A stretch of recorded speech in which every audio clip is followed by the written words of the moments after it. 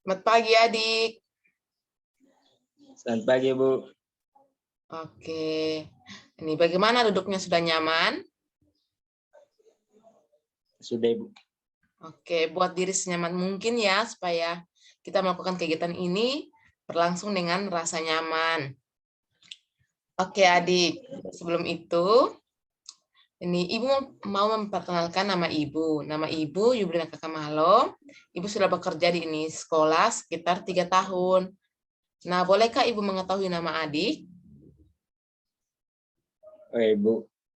Ya, nama saya Des Belola, biasa dipanggil Des. Saya dari kelas 12 IPS 2, Ibu. Oke, baik. Ini bersama dengan adik Des ya. Ibu panggil adik Des saja ya. Ya, Ibu. Oke. Adik Des asal dari mana?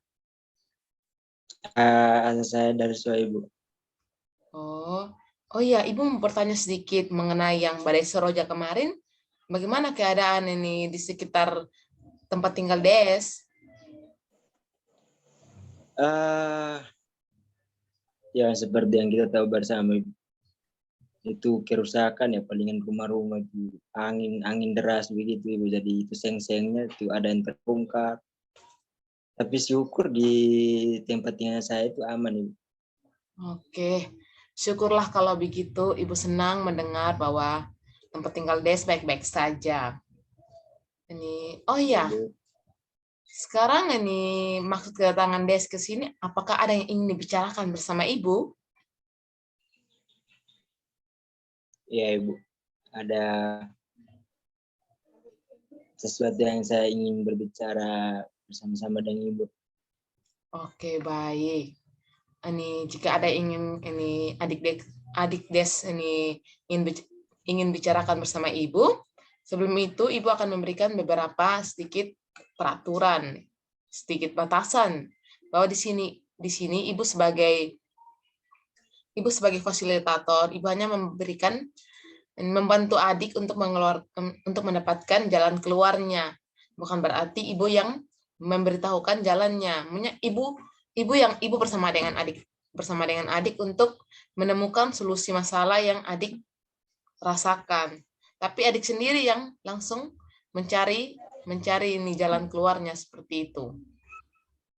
Kemudian di sini juga ini kita memegang asas kerahasiaan. Jadi ini adik jangan meragukan bahwa ibu akan menceritakan adik punya masalah ini ke orang lain. Ibu akan simpan, ibu akan dengar sendiri. Kemudian di sini juga adik menceritakan dengan sukarela tanpa pemaksaan dari ibu. Jadi adik bisa nih bercerita tanpa ada tekanan dan paksaan. Kemudian di sini juga ini kita memegang asas keterbukaan. Ini adik bisa menceritakan seluas-luasnya masalah yang adik rasakan atau ini mengekspresikan adik punya perasaan untuk seperti bagaimana, silakan, ibu tidak membatasi. Kemudian waktu yang akan kita gunakan sekitar 45 menit. Apakah adik bersedia?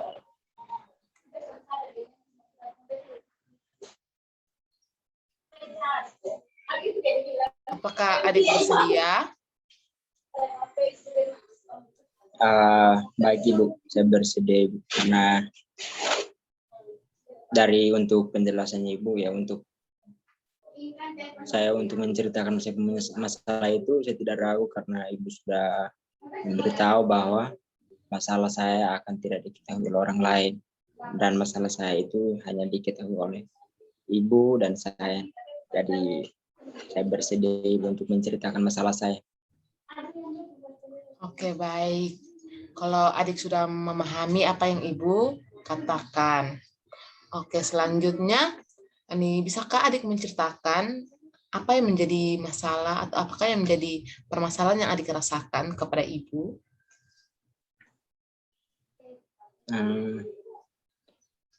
Begini, Bu, masalah saya itu bagaimana? Itu kayak sulit untuk atau kurang percaya diri, Bu. Kayak pada saat mau berdiri, artinya berdiri di depan kelas itu saya tidak bisa, Ibu. Artinya kurang percaya diri pada ada presentasi kelas, atau ada sesuatu yang ingin maju ke depan untuk berbicara di depan kelas, saya setengah mati, Ibu. Oke, jadi di sini adik ini kurang percaya diri, seperti begitu. Ya, Ibu. Saya itu kayak pada saat untuk presentasi kelas itu atau sesuatu yang berkaitan dengan artinya berdiri di depan kelas untuk berbicara itu, saya setengah mati, Bu. Artinya kurang percaya diri pada saat berbicara di depan kelas itu. Ibu paham yang adik rasakan. Ini bisakah adik lebih menceritakan lebih detail lagi seperti bagaimana yang adik rasakan?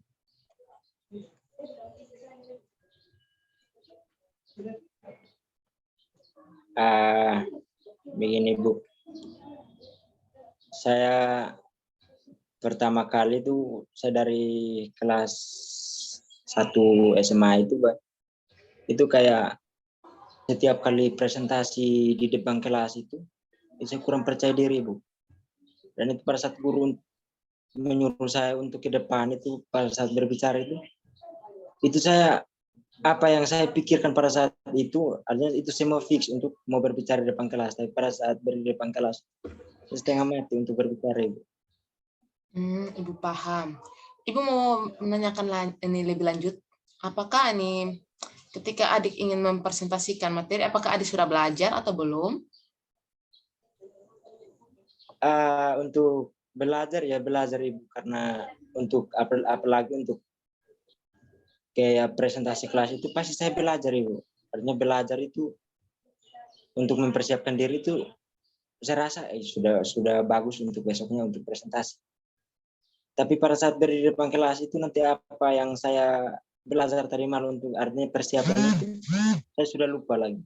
Dan saya tidak tahu untuk berbicara apa karena mungkin tidak percaya diri pada saat berdiri di depan kelas itu. Ibu paham yang adik nih katakan. Jadi di sini nih kesimpulannya bahwa di sini adik ini merasakan bahwa adik punya pikiran-pikiran yang irasional tuh. Ya, pikiran-pikiran negatif itu membuat adik itu kayak terbawa dalam ini presentasi. Misalnya kayak adik sudah merasa kayak saya tidak bisa, saya tidak mampu. Padahal adik sudah belajar, adik sudah mempersiapkan diri dengan baik. Namun kayak adik bilang, saya tidak percaya diri, saya tidak mampu, saya tidak bisa, seperti itu. Seperti begitu Kak adik, atau bagaimana? Ya begitu, Ibu. Pada saat itu, pada saat untuk mau berbicara itu, apa yang di dalam otak saya itu sudah lupa semua apa yang saya mau berbicara karena mungkin karena gugup atau bagaimana sampai apa yang saya sudah persiapkan dalam otak itu hilang semua, tidak tahu mau berbicara apa. Oke, jadi berarti adik di sini sudah tahu juga, sudah mengetahui sendiri bahwa kayak dampak dari adik tidak percaya diri itu bahwa adik itu kayak gugup, kemudian adik ini presentasinya buruk, tidak bisa menjelaskan ini materi dengan baik, membuat adik punya nilai-nilai juga tidak bagus begitu ya. Nah, Ibu mau tanya, apakah adik Des ingin merubah sikapnya adik Des seperti ini? Apakah mengubah untuk menjadi lebih baik lagi? Untuk apa ini sama artinya merubah, Ibu, karena makanya untuk masalah dari yang saya rasakan dari saya waktu kelas 1 karena tidak pernah artinya bertanya kepada orang lain artinya merubah itu bagaimana, tapi sampai saat ini belum dapat punya solusi untuk merubah itu bagaimana. Makanya saya datang ke sini mengunjungi Ibu untuk mencari tahu bagaimana dia punya cara untuk bisa merubah itu. Oke, adik. Di sini kita akan mencari sama-sama ini jalan keluar dari masalahnya adik.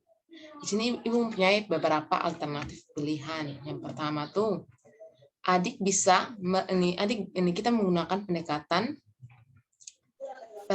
REBT, yaitu merasionalkan pikiran yang irasional menjadi rasional. Jadi adik punya perkataan yang negatif bahwa saya tidak bisa berbicara di depan, saya tidak bisa mempresentasikan materi dengan baik, kita mengubah ini kalimat-kalimat tersebut menjadi kalimat yang lebih positif lagi. Misalnya, saya pasti bisa mempresentasikan materi dengan baik. Saya mampu memahami materi dengan baik, saya percaya diri, saya pandai berbicara. Seperti itu adik. Kemudian adik juga bisa lebih memahami materi yang adik akan jelaskan. Memahami betul-betul, memahami berarti bukan menghafal ya. Memahami itu berarti paham betul apa isi materinya dia tersebut.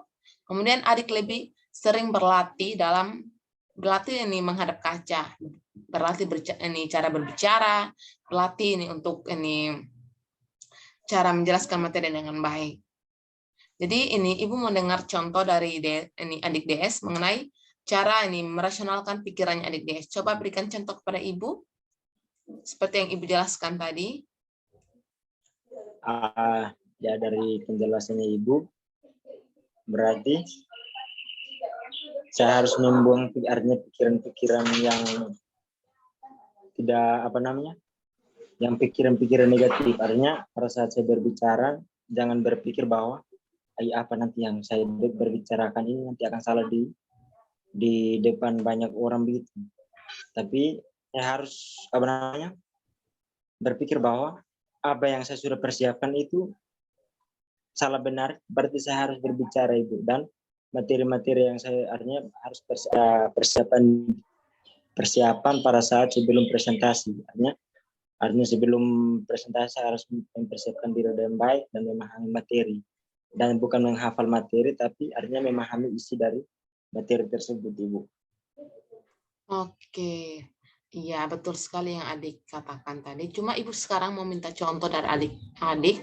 Ini kalimat-kalimat yang adik merasa tadi ini, saya tidak mampu ini berbicara di depan, saya tidak mampu, saya tidak percaya diri. Adik coba memberikan contoh kayak yang dari hal negatif menjadi hal positif, kayak saya mampu berbicara di depan. Ibu mau mendengar dari adik Des punya kata-kata sendiri. Coba berikan contoh kepada Ibu. Maksudnya Ibu artinya saya memberikan contoh untuk pada saat berbicara di depan itu bagaimana, Ibu? Iya, seperti itu.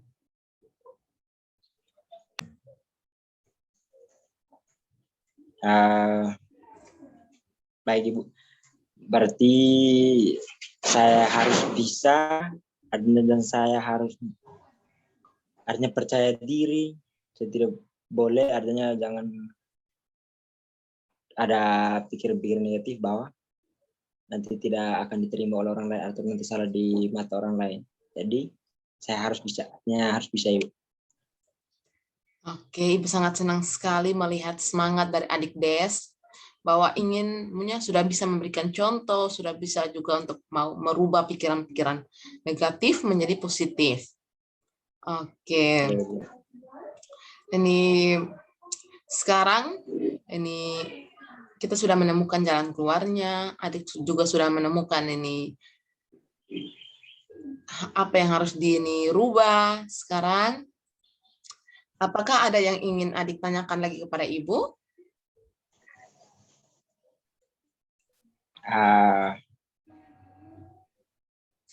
Tidak ada lagi. Oke. Nah, kalau begitu, ini tadi kan kita sudah berbicara banyak. Nah, bisakah adik menyimpulkan apa yang adik ini dapatkan pada kegiatan hari ini?